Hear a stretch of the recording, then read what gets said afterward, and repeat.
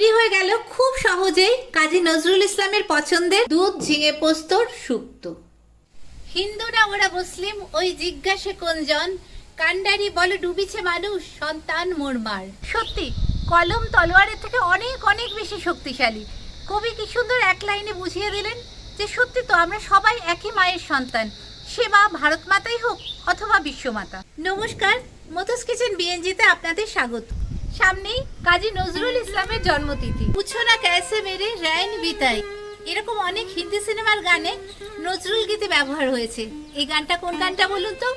অরুণ কান্তিতে কে গো যোগী ভিখারি। নজরুল ইসলাম যখন অসুস্থ হয়ে পড়েছিলেন কাউকে চিনতে পারতেন না, খাবার থেকে খুঁজে খুঁজে দেখতেন যে তরকারির মাপগুলো সমান হয়েছে কিনা। হয়তো এত বড় কবি এত সুর নিয়ে থাকতেন তো সবকিছু ভুলে গিয়েও হয়তো ওই সমান সমান মাপ সমান ছন্দ সেগুলো হয়তো ওনার মাথায় তখনও ছিল, তাই জন্য তরকারির মধ্যে সবজির মধ্যেও সেই সমানুপাত ব্যাপারটা খুঁজতেন। কাজী নজরুল ইসলাম কিন্তু খুব বেশি রিচ খাবার ভালোবাসতেন না।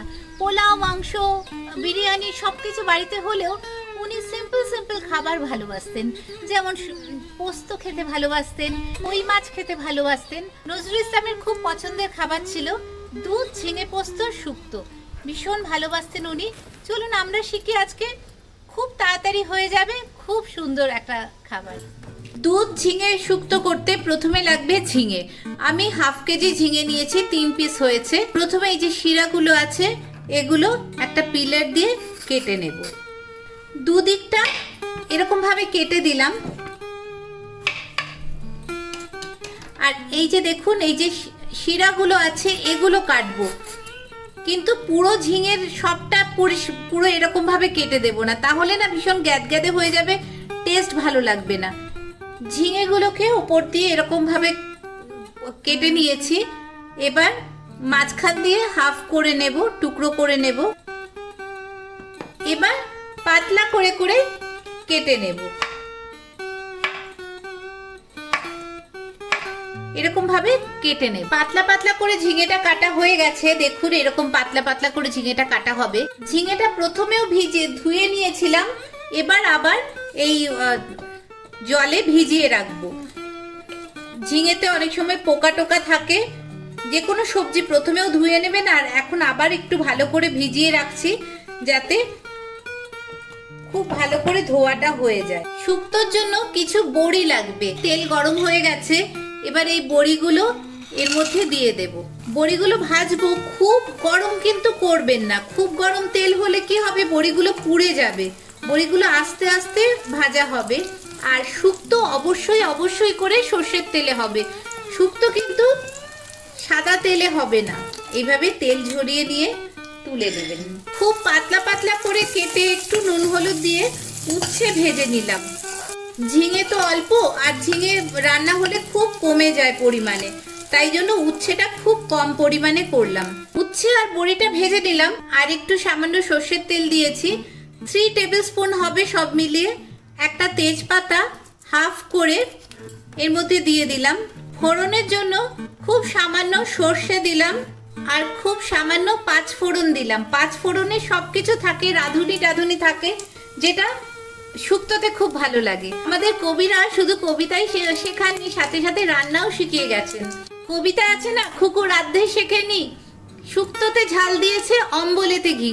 মানে শুক্তোতে কখনো লঙ্কা পড়বে না, ঝাল পড়বে না, আর অম্বলে মানে টকে কখনো ঘি পড়বে না। এইভাবে কিছুক্ষণ জলটা ঝরিয়ে নেব।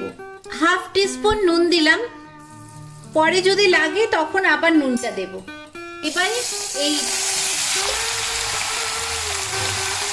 এবার একটু মিশিয়ে দেব। হাফ টিস্পুন হলুদ দেব, ভালো করে মিশিয়ে দেব। একটু সময়ের জন্য ঢাকা দিয়ে রাখলাম।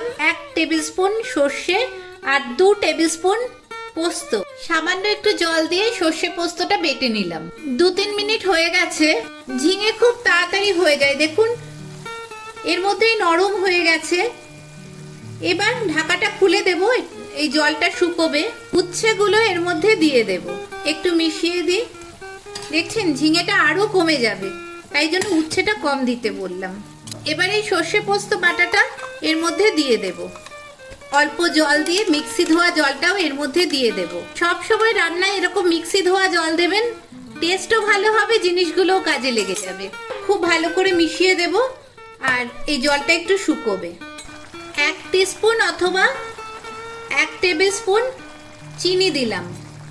চিনিটা আপনাদের ইচ্ছে অনুযায়ী দেবেন, কতটা মিষ্টি আপনারা পছন্দ করেন, তবে শুক্তোটা একটু মিষ্টি মিষ্টি হয়। 1/2 টিস্পুন নুন দিয়েছিলাম, এখন আরো 1/2 টিস্পুন নুন দেব। আপনারা ইচ্ছে করলে 1/2 টিস্পুন আদাও দিতে পারেন। শুক্তোটা অলমোস্ট হয়ে গেছে।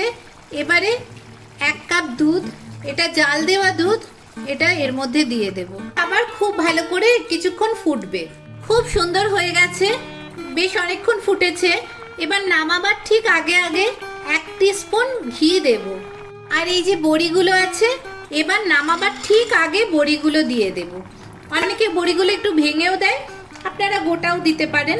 এবার একটু ভালো করে মিশিয়ে দেবেন আর বেশিক্ষণ ফোটাবেন না। এবার গ্যাসটা অফ করে দেব। ব্যাস, রান্না কমপ্লিট।